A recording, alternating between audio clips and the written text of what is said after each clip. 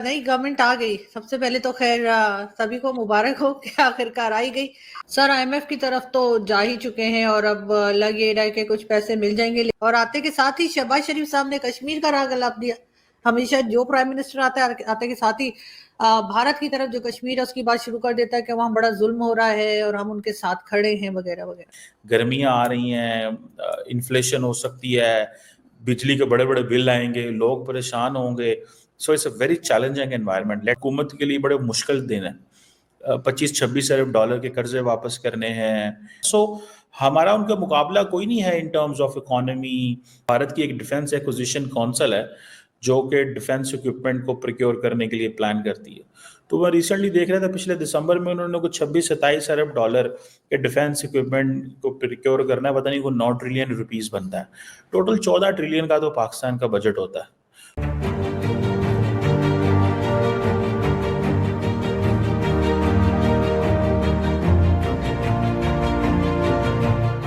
नमस्ते दोस्तों, जय हिंद। निक न्यूज़ बर्नर की रिएक्शन वीडियो में आप सभी का स्वागत है।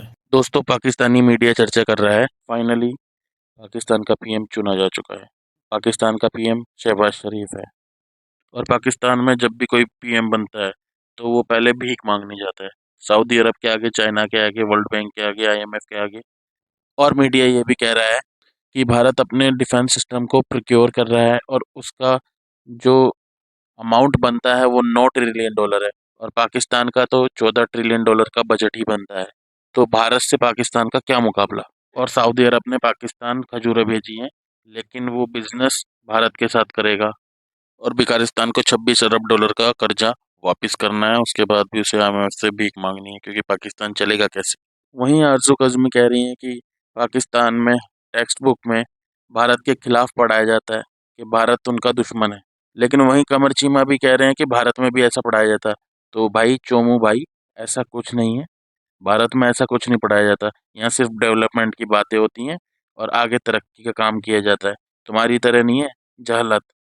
जहालत सिर्फ पाकिस्तान में भरी हुई है, तुम्हारे दिमाग में भरी हुई है। ये मदरसे छाप लोग ना सिर्फ पाकिस्तान में है। तो अपनी कंट्री को देखो, भारत की बात कम करो।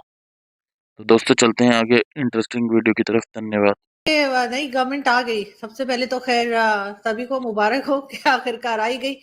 लेकिन आपको क्या लग रहा है कि ये चीजें जो बिगड़ चुकी हैं, चाहे वो इकोनॉमी हो, चाहे फॉरेन पॉलिसी हो, और दूसरी चीजें जो मुल्क के अंदर चल रही हैं, क्या उसको संभाल पाएंगे? और आते के साथ ही शहबाज शरीफ साहब ने कश्मीर का राग अलाप दिया। हमेशा जो प्राइम मिनिस्टर आता है आते के साथ ही भारत की तरफ जो कश्मीर है उसकी बात शुरू कर देता है कि वहां बड़ा जुल्म हो रहा है और हम उनके साथ खड़े हैं वगैरह वगैरह। सेम वही लाइन्स। ये पहली बात तो क्रेडिबिलिटी होनी चाहिए किसी भी, ताकि वो ट्रस्ट विन कर सकें। दूसरी बात जो आप कह रही हैं मैडम, मेरा ख्याल ये है कि शहबाज शरीफ साहब ने जो कल स्पीच की थी जो प्राइम मिनिस्टर एज ए, उसमें तो उन्होंने लार्जली कोई इंडिया का जिक्र ही नहीं किया।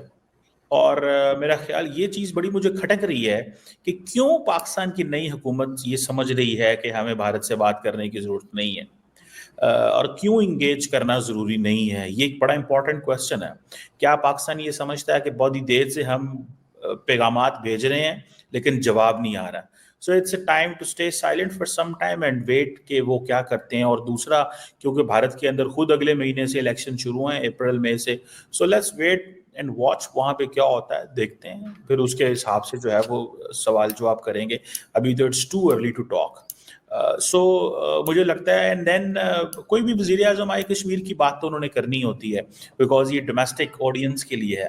जैसे इंडिया में कोई भी वज़ीर आज़म आएगा तो उन्होंने पाकिस्तान के हवाले से कोई ऐसी बात ज़रूर करनी है जो इंडियन अवाम को अच्छी लगेगी। सो पाकिस्तानियों ने भी ऐसी बात करनी है जो पाकिस्तानियों को अच्छी लगे। So that's what I believe. लेकिन टेक्निकली देखा जाए तो हुकूमत के लिए बड़े मुश्किल दिन है। 25-26 अरब डॉलर के कर्जे वापस करने हैं, पॉलिटिकल रिकॉन्सिलेशन जैसे मसाइल हैं, इंटरनेशनल कम्युनिटी के साथ इंगेज करना है, अवाम परेशान है, महंगाई का इशू बन सकता है, गर्मियाँ आ रही हैं, इन्फ्लेशन हो सकती है, बिजली के बड़े बड़े बिल आएंगे, लोग परेशान होंगे। सो it's a very challenging environment. Let's see कि क्या होता है मैडम। सर आईएमएफ की तरफ तो जा ही चुके हैं और अब लग ये रहा है कि कुछ पैसे मिल जाएंगे, लेकिन आपके ख्याल से नई गवर्नमेंट क्या इसमें से निकलने की कोशिश करेगी या वही एक तरीका रहेगा कि कभी वर्ल्ड बैंक से मांग रहे हैं, कभी आईएमएफ से, कभी सऊदीया से, कभी चाइना से? क्या खुद कभी पाकिस्तान इस काबिल हो सकेगा कि अपने पांव पे खड़ा हो? देखें जी, क्वेश्चन ये है कि आज अगर आप आईएमएफ नहीं जाते तो क्या होगा, उसके कॉन्सिक्वेंसेज, उसके लिए मुल्क को तैयार होना पड़ेगा। लेकिन मुझे ऐसे लगता है कि इस गवर्नमेंट में और जो 2018 में गवर्नमेंट में आई थी, दोनों में एक डिफरेंस है। 2018 की गवर्नमेंट, इमरान खान की गवर्नमेंट के पास क्लैरिटी नहीं थी और उन्होंने बहुत देर जाकर आईएमएफ प्रोग्राम लिया, जिससे बहुत ज़्यादा नुकसान हुआ। इस गवर्नमेंट के पास क्लैरिटी है कि हम आईएमएफ के पास जा रहे हैं, so already they are working.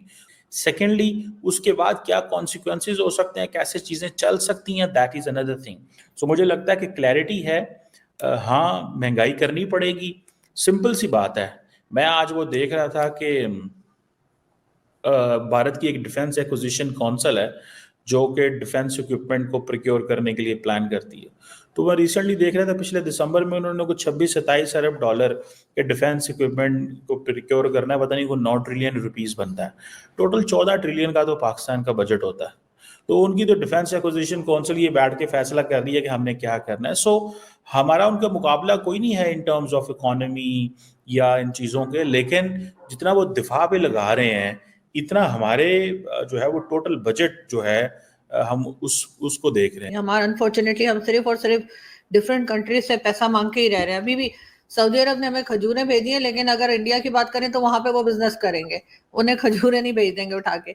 मगर बात वही है कि हम कंपेयर नहीं कर रहे। लेकिन सर फिर भी हम सीख क्यों नहीं जाते? हम बांग्लादेश से या भारत से कुछ सीखने को तैयार क्यों नहीं? हमने तो दुश्मन बना रखा है। हम ये कब तक टेक्स्ट बुक्स में पढ़ाते रहेंगे कि भारत हमारा दुश्मन है?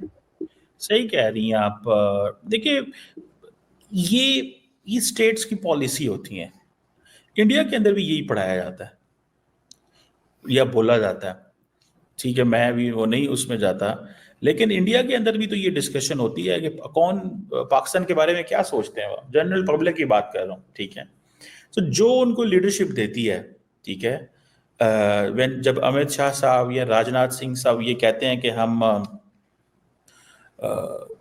कश्मीर ले लेंगे, हम गिलगित बल्तिस्तान ले लेंगे, तो क्या है वो क्या होता है? इसका मतलब एनिमोसिटी है ना, ठीक है। सो मैं समझता हूँ कि ये जो पॉलिटिकल क्लास है दोनों तरफ और जो इंटरेस्ट ग्रुप हैं, दे डू इट।